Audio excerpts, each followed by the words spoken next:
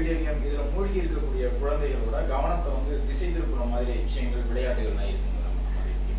Okay, so இப்போ இங்க குழந்தைங்க ஒருவேளை டிபெண்ட் ஆயிட்டாங்க அப்படிங்கறத நம்ம எப்படி கண்டுபிடிக்கணும்னா, இப்போ நீ வந்து வெளியில வா, இங்க ஏதாவது ஒரு அங்கிள் விஷுக்கு போடனாலே ரொம்ப கோவப்படுறது, கத்துறது, இல்ல அங்க வந்தாலும் டென்ஷனாவே இருக்கிறது, அதை பத்தி சிந்தனைகள்ல இருக்கிறது, இரிட்டேட் ஆகுறது, கூப்பிட்டாலே வல்லன்னு விழுறது, இதெல்லாம் பாத்தீங்கன்னாலே அவங்க குழந்தைங்க ஆல்ரெடி டிபெண்ட் ஆயிட்டாங்க அப்படின்னு நம்ம சொல்லலாம். ஸோ இந்த டிபெண்டன்ஸ்ல இருந்து லாக்ல இருந்து அவங்களை வெளியில எப்படி கொண்டு வருதுன்னா, அதோட ஈக்குவலி மோர் இம்பார்ட்டன்ட் சந்தோஷமான விஷயங்கள் கொடுக்கறதாங்க.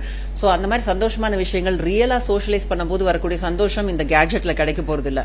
ஸோ அவங்களோட ரியல் டைம் ஃப்ரெண்ட்ஸை வந்து நிறைய உருவாக்குறதுக்கான டிப்ஸை கொடுத்து வெளியில சோஷியலைஸ் பண்ற மாதிரியான ஒரு நல்ல ஒரு தடம் ஏற்படுத்தும் போது அவங்க கண்டிப்பா வந்து அதுல ஈடுபட ஆரம்பிப்பாங்க. அது மட்டும் இல்லாமல் முக்கியமா இந்த ஹாபிஸ்லாம் இருக்கு இல்லையா, ஒரு மியூசிக் ஹாபியா இருக்கலாம், இல்ல டிராயிங் பண்ணலாம், அவங்களோட டேலண்ட்ஸை வெளியில கொண்டு வர மாதிரி அதுக்கான ஒரு பாராட்டு கொடுத்து படின்னு மட்டுமே சொல்லாம இந்த மாதிரி பல்வேறு எக்ஸ்ட்ரா கரிக்குலர் ஆக்டிவிட்டிஸ்ல அதுல அவங்க டேலண்ட் வந்து வெளியில காட்டும் போது பாராட்டுதல், இந்த மாதிரி விஷயத்த ஸ்லோவா பண்ணிக்கிட்டே இருந்தீங்கன்னா, குவாலிட்டி டைம் குழந்தைங்கிட்ட உட்காந்து பேசிட்டே இருந்தீங்கன்னா, கொஞ்சம் கொஞ்சமா இந்த மாதிரியான டிபெண்டன்ஸ்ல இருந்து உலகம் பெருசு அப்படிங்கறதுல கண்டிப்பா வருவாங்க.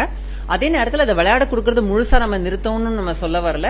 கண்டென்ட்டை பார்த்துக்கோங்க, ஒரு 1 or 2 hours கொடுக்கறதுனால ஒரு பெரிய ப்ராப்ளம் இருக்காது. ஆனா இது படிப்பை வெகுவாவே கெடுக்குதுங்கிறதுனால எந்த மாதிரி பிள்ளைங்கிட்ட பேசுறாங்க, யார்கிட்ட இருக்காங்கிறதையும் பெற்றோர்கள் வந்து மானிட்டர் பண்ணிக்கிட்டே இருக்கணும். அதே நேரத்தில் எக்ஸசைஸ் பண்ணிக்கிட்டே இருக்கணும், கண்ட்ரோலும்.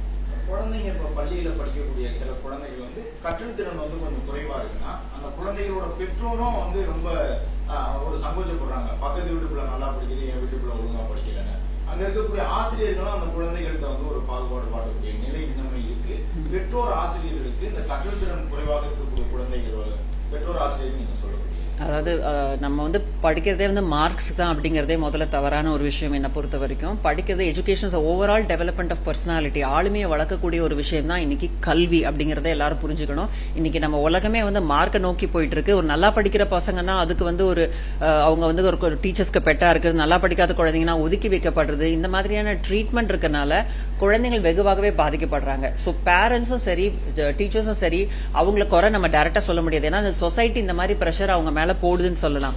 பட் இதை சரிவர புரிந்து கொள்ளக்கூடிய பெற்றோர்கள் தான் வீட்டுல வந்து சரி, இந்த டீச்சர்ஸும் இதை புரிஞ்சுக்கிட்டு எல்லாரையும் சமமா நடத்தணும். இன்க்ளூசிவிட்டி வேணும். ஒரு ஐக்கியூ அதிகமா இருக்கு, குழந்தை நல்லா படிக்குதுன்னா அவங்களுக்கு ஸ்பெஷல் ட்ரீட்மெண்ட் கொடுக்காம எல்லா குழந்தைங்களுக்கும் வேற ஒரு திறனும் இருக்கலாம்.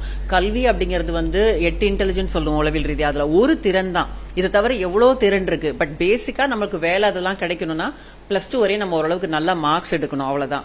சோ அதுக்காக என்ன மாதிரி நம்ம பண்ண முடியும், ஒரு கல்வி எப்படி இன்ட்ரெஸ்டிங் ஆக்கலாம், இப்படியான விஷயத்துல தான் போகணும் இல்லையே, இந்த மார்க்ஸ் அப்படிங்கறதுல பைண்ட் பண்ணிக்க வேண்டாம் அப்படிங்கறதா என்னுடைய திரும்ப நான் சொல்லக்கூடிய ஒரு வலியுறுத்தக்கூடிய ஒரு விஷயம். பெற்றோர்களும் வந்து கம்பேர் பண்றது, அவன் அப்படி வாங்கிட்டான், இவன் அப்படி வாங்கிட்டான்னு, கடைசியில உங்க குழந்தைங்க படிக்காம ஃபெயில் ஆவாங்களா இல்லைன்னா உயிரோட இருப்பாங்களான்றதே எது முக்கியம் அப்படின்னு வரும்போது நம்ம முக்கியமா யோசிக்க வேண்டியது உங்க குழந்தைங்களோட கான்பிடன்ஸ் இன்க்ரீஸ் பண்ணக்கூடிய மாதிரி விஷயங்களை தான். நம்ம கல்வியை வந்து ஆட்டோமேட்டிக்கா இன்ட்ரெஸ்டிங்கா கொடுத்தோம் அப்படின்னாக்க கண்டிப்பா பிள்ளைங்க வந்து கன்சியூம் பண்ணுவாங்க. பட் அவங்க கற்றல் திறன் கம்மியா இருக்கு அப்படிங்கிற பட்சத்துல வேறு ஆற்றல்கள் என்ன இருக்குங்கிறத பார்த்து அதுல அவங்களை கொண்டு போனீங்கன்னா அவங்க மிகச்சிறந்த ஒரு விஷயமா அதுல வந்து திகழ்கிறதுக்கு நிறைய வாய்ப்புகள் இருக்கு. எல்லா குழந்தைகளுக்குமே ஒரு தனித்திறன் இருக்கும்னு சொல்றாங்க மேடம். அதை நம்ம எப்படி கண்டுபிடிக்கிறது? ஓகே, நான் ஏற்கனவே சொன்ன மாதிரி 8 திறன்கள் இருக்கு. மல்டிபிள் இன்டெலிஜென்ஸ் ஃபேக்டர்ஸ் நம்ம சொல்லுவோம். ஒருத்தங்களுக்கு வந்து ஒரு விளையாட்டு திறன் இருக்கலாம், ஒருத்தங்களுக்கு மியூசிக்கல் இன்டெலிஜென்ஸ் இருக்கலாம், ஒருத்தங்களுக்கு வரைகிற திறன் இருக்கலாம், ஒருத்தருக்கு பேச்சு திறன் இருக்கலாம், ஒருத்தங்களுக்கு தன்னையே நேச்சர் லவரா இருக்கலாம். இந்த மாதிரி ஒவ்வொரு குழந்தைங்களுக்கும் நிறைய திறனோட தான் இன்னைக்கு பிறக்கிறாங்க. ஆனா நம்ம பாக்குற ஒரே ஒரு திறன் கற்றல் திறன் தான். சோ பெற்றோர்கள் இதை எப்படி புரிஞ்சுக்கணும்னா, குழந்தைங்க வந்து ஒரு 3 வயசுக்கு மேலேயே அவங்க இருக்கும்போது நிறைய கிளாஸஸ் இன்னைக்கு வந்தாச்சு. ஸோ சம்மர் கேம்ப் மாதிரி இருக்கு, நிறைய வந்து எக்ஸ்ட்ரா கரிக்குலர் ஆக்டிவிட்டிஸ் கிளாஸஸ் இருக்கு. ஸோ நீங்க சர மாதிரி எல்லா கிளாஸ்லயுமே வந்து அந்த குழந்தைங்களை போடலாம். அவங்களுக்கு விருப்பு வெறுப்பு பார்க்காம முதல்ல கொஞ்சம் போடலாம். பட் நம்ம ப்ரெஷர் பண்ண வேண்டாம். ஒரு சில விஷயங்கள்ல குழந்தைங்களுக்கு தானா இன்ட்ரெஸ்ட் வரும். ஒரு சப்போஸ் ஒரு குழந்தைக்கு வரையறதுல இன்ட்ரெஸ்ட் வரலாம், சில குழந்தைங்களுக்கு வந்து மியூசிக்ல இன்ட்ரெஸ்ட் வரதை பார்க்க முடியும். ஸோ இன்ட்ரெஸ்ட் இருக்கிறத வச்சுதான் திறனும் இருக்குங்கிறது வந்து ஒரு சின்ன ஒரு காமன் சென்ஸ் லாஜிக் அது. ஸோ அப்ப இன்ட்ரெஸ்ட் வரும்போது அதுல திறன் இருக்குங்கிறத புரிஞ்சுக்கிட்டு அதுல அவங்கள வந்து இம்ப்ரூவ் பண்ணி கொண்டு வரது ரொம்ப முக்கியம்.